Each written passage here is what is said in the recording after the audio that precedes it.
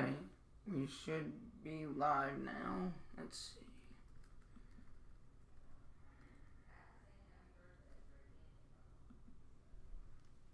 Alrighty, and we are live.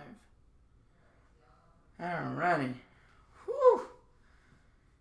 Damn.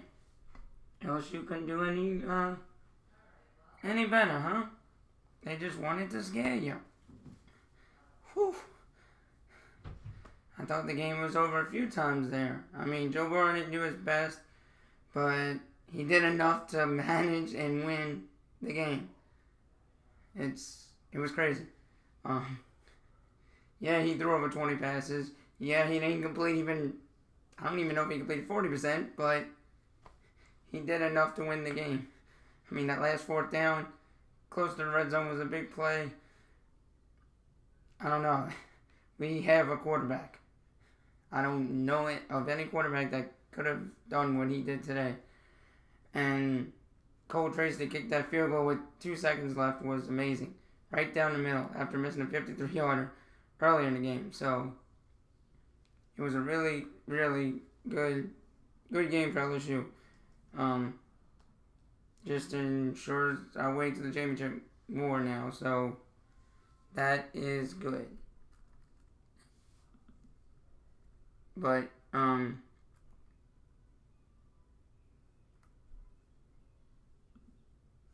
so yeah, not the greatest, but LSU won 22-21. All you gotta do is win by 1 point. Great. Alright. Now we can move on to next week. And I will preview that on Wednesday when I do my recap of the Saints-Browns game. So let's move on with Saints-Browns. The Browns have ruled out, they have ruled out 3 players for tomorrow. Let's see, I know for certain Josh Gordon's one of them. Josh Gordon's out, tight end Seth DeValve, and linebacker Christian Kurtzke. I don't know much about Kurtzke or DeValve, but Gordon's a big one. We can put more pressure on Jarvis Landry for his homecoming. We know he's been pretty good lately, and I just hope we can somehow win this game. As I said Wednesday, Drew Brees threw for over 400 yards and did just as well as not Tyrod Taylor, that's this week's quarterback, Fitzpatrick did. And it was wonderful. It was awesome. It was a good offensive game, but a bad defensive game. The defense got burned way too many times. The Browns have beaten us 5 of the last 6 times, and I hope that will not be the case tomorrow. The defense needs to get at least 1 sack, at least 1 pressure. Hit the quarterback for God's sakes. I mean, this was pathetic by the Saints on Saturday. Last Sunday, it was just pathetic on the defensive side. The offensive side, Mike Thomas, Breeze, and Kamara did the work. They bring 100% every week, as I saw on Twitter. Somebody posted. And they are the 3 top best players on the Saints right now. The defense started out bad last year. Let's hope it's the same thing. They're just trying to get their feet under them. Lattimore said they needed to get slapped in the face to show that they really weren't where they were supposed to be.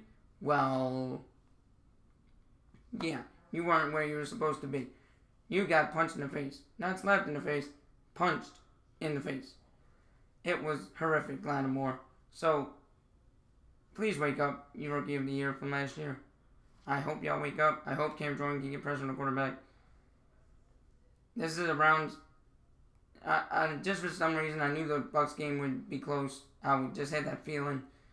The Browns game, Tyrod Taylor played horrible last week. Ben played horrible. Big Ben played horrible last week. I think they had 5 turnovers. I know the Saints won't do that on offense. I have a feeling they won't. Mike Gillislee will not. I heard on the radio over the week on WWL that something with his contract that they won't let him go. But he only ran the ball 3 times, including the time he fumbled the ball last week. So you likely won't see him in the lineup. I don't think they moved Boston Scott up yet. I don't think they will. We're just going to have to see Drew Brees through it. He gave me 31 points in fantasy last week. I think he'll give me at least 20-something this week. It's going to be another crazy week with Drew Brees throwing the ball because we don't have a stable running back until Mark Ingram comes back. I don't know where we're going to get the running from. That's a big question. It's a big question of mine. But I don't think we find it until Mark Ingram comes back in week 4 against the Giants. Or, sorry, week 5, sorry. He's got 4 games, not 3, sorry. But, all in all, the Saints should bounce back. It is the Browns, like Bobby Aber said. It is the Browns in all caps. Browns. I know we've lost 5 of the last 6, but Browns. I told my dad this last week, if we don't win this week, I'm moving on to basketball. It is that bad right now. So, that's really all I got. I don't have much. The Browns are not that good, so I didn't bother looking stats up. It was the only good player that I know of is Jarvis Landry. So, yeah, it's crazy. We'll just have to wait and see what happens tomorrow. I'm hoping fans don't leave early like they did this time. I'm hoping it's not that type of game. It was ugly, so we'll just have to wait and see. So that's all I got. Thank you for watching New Orleans Saints Road to Atlanta. Number 3, actually. I will do show number 4 next week with the recap of the Browns-Saints game and a preview of the LSU game next Saturday.